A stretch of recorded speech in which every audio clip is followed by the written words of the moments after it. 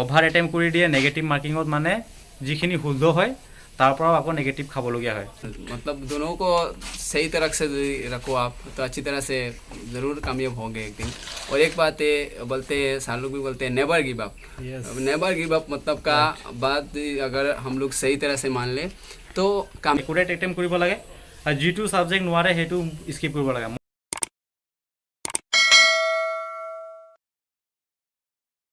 hello' নমস্কাৰ বন্ধু বান্ধৱীসকল ইয়াতে আছে মৰমৰ বন্ধু বান্ধৱীসকল প্ৰমোশ্যন পাইছে বুলি ক'লেও বেয়া নহয় অলৰেডি এতিয়া ৰেজিগনেশ্যন দিছে ৰিজাইন কৰিছে এতিয়া বেলেগ এটা পোষ্ট পোৱাৰ কাৰণে চ' অলপ মানে এক্সপিৰিয়েঞ্চবোৰ সুধিম মানে কেনেকৈ প্ৰিপেৰেশ্যন কৰিছিলে মানে কনষ্টেবল পদৰ পৰা ইয়াত বিশেষকৈ এটা গুৰুত্বপূৰ্ণ খবৰ দিছোঁ কি SI পদত পাইছে এডিশ্যনেল প্ৰফেচাৰ পাইছে মানে যথেষ্ট ভাল পাৰফৰ্মেঞ্চ দেখুৱাইছে চ' এইসকল বন্ধু বান্ধৱীৰ পৰা অলপ সুধিম যে কেনেকৈ প্ৰিপেৰেশ্যন কৰিছিলে চ' ইয়াৰ পৰা আহিছোঁ আমাৰ ইয়াৰ পৰা সুধিম কি আছিলে তোমাৰ নাম দীপ্তিৰায়ো এটা এতিয়া বেলেগ এটা পদত মানে সিলেকশ্যন বিশেষকৈ আমাৰ মৰমৰ এডিশ্যনেল এছিষ্টেণ্ট প্ৰফেচাৰ পাইছে বিহুৰাম ইংলেং চ' প্ৰাউড ফিল কৰিব লাগিব বিশেষকৈ বহুত ময়ো ৰেচপেক্ট কৰিছোঁ এনেকুৱা এটা মুভমেণ্ট নাপাওঁ অলপ বিহুৰাম ইংলেণ্ডৰ পৰা সুধিম কেনেকৈ প্ৰিপেৰেশ্যন কৰিছিলে কনষ্টেবলৰ কাৰণে কনষ্টেবলৰ পৰা এছিষ্টেণ্ট যিটো প্ৰফেচাৰ পাইছে চ' আপোনালোকে কমেণ্ট বক্সত জনাব বিহুৰাম ইংলেণ্ডৰ কাৰণে অলপ কৈ দিয়া কেনেকৈ প্ৰিপেৰেশ্যন কৰিব লাগে ABUBৰ কাৰণে প্ৰফেচাৰ কাৰণে বেলেগ কথা বাৰু প্ৰফেচাৰটো নালাগে ABUBৰ পৰা SI পৰা অলপ কেনেকৈ প্ৰিপেৰেশ্যন কৰিছিলে অলপ ক'ব ন নমস্কাৰ মোৰ নাম অলৰেডি ছাৰে কোৱা হৈছে বিহুৰাম ইংলেং মই বিশেষকৈ AB কনষ্টেবলৰ কাৰণে ইমান প্ৰিপেয়াৰ কৰা নাছিলোঁ কিয়নো মোৰ পোষ্ট গ্ৰেজুৱেট 21তে কিবা শেষ হৈছিলে চূড়ান্ত পৰীক্ষাৰ ফলাফল মাৰ্চত দিছিলে তাৰপিছত AB কাৰণে একো প্ৰিপেৰেশ্যন কৰা নাই বুলিয়ে ক'ব পাৰি হ'লেও কিছুমান জিকে চিকে পঢ়িছোঁ কিতাপ আৰু ইউটিউবৰ কিছুমান চাইছোঁ ইমানে ন হয় আৰু মোৰ ফালৰ পৰা স্পেচিয়েল থেংকছ দিছোঁ এনেকুৱা এটা ভাল ৰেংকত চাকৰি পাইছে হয় থেংক ইউ নামটো কৈ দিয়া কেনেকৈ প্ৰিপেৰেশ্যন কৰিলে ভাল হ'ব আমাৰ এতিয়া নতুনকৈ যিটো ইয়ত আহিছে ইয়তৰ কাৰণে অলপ মটিভেশ্যনটো দিয়া কেনেকৈ প্ৰিপেৰেশ্যন কৰিব লাগে কেনেকৈ ৰানিং কৰিব লাগে অলপ কৈ দিবা নেকি হিন্দীতে কোৱা অসমীয়াতে কোৱা नमस्कार मेरा नाम सारिम जरन है मैं ABSI में सेलेक्टेड हूँ और मैं करवेंगरों का रहने वाला हूँ मैं पहले कांस्टेबल में ज्वाइन किया था फिर अभी रेजिग्नेशन देके घर जाने वाला हूँ प्रिपरेशन तो मतलब मेरा 8 महीने से चल रहा था ABSI के लिए पहले जब मेरा दोस्त लोग मिलता था ABSI में सेलेक्टेड हुआ था तब मतलब बहुत इच्छा करता था ज्वाइन करने के लिए फिर मैंने एक एम लिया कि मेरे को भी करना है अगर वो लोग कर सकता है तो हम भी कर सकेंगे वही मतलब मन में बिठा के प्रिपरेशन जारी किया और पहले तो प्रिपरेशन जारी किया उनमें से रूटीन बनाया हर सब्जेक्ट में को बारीकी से समझा बारीकी से पढ़ा फिर उसके बाद एग्ज़ाम देने गया तब हो गया ना thank you specially thanks for মোৰ পৰা বহুত স্পেচিয়েল থেংকছ দিছোঁ कमांडो पैसा कमांडो SI कमांडो SI मिला है welcome to commando UBSI SI আছে দেই UBSI SI ইয়াতে কি নাম UB কনষ্টেবল পাইছে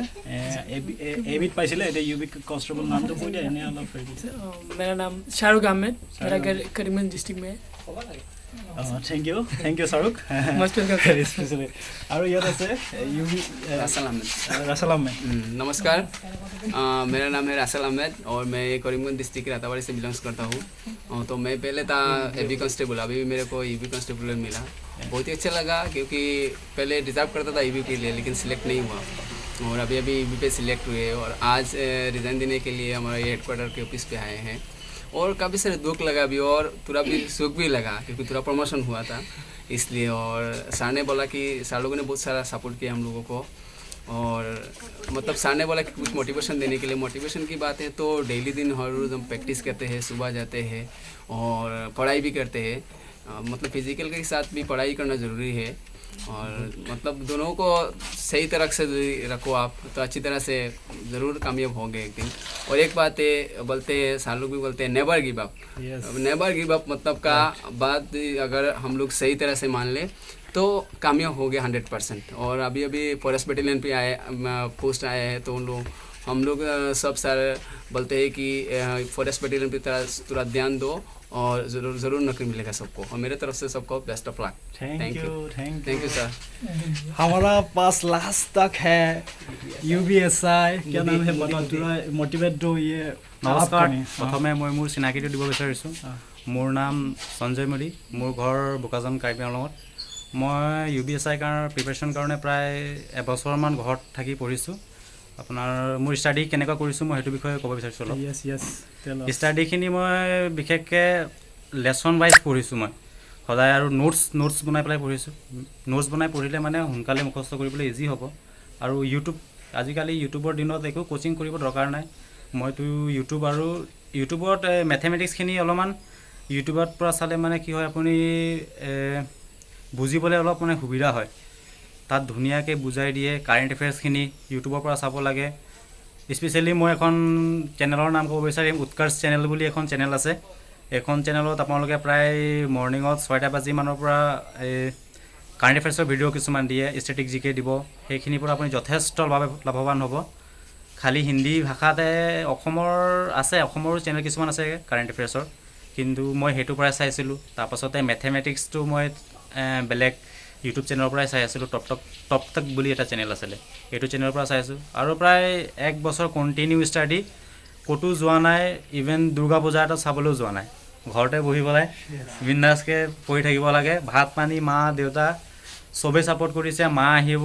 ভাত দিব চাহ দিব মই মানে বিচনাৰ পৰা উঠাই নাই আৰু দুইটা পোষ্টৰ কাৰণে UBSI বৰ্ড চিলেক্ট হৈছিলোঁ কিন্তু শেষত মই UBSIখন চিলেক্ট কৰিছোঁ সেইখনত